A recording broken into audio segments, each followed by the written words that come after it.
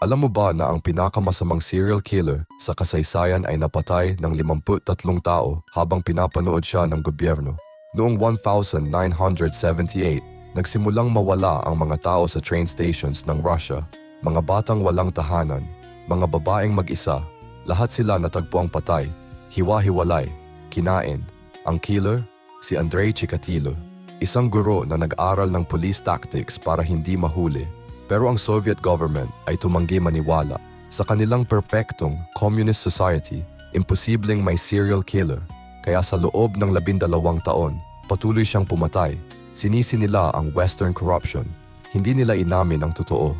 Hanggang sa nahuling nakaupo sa train, may dugong kamay.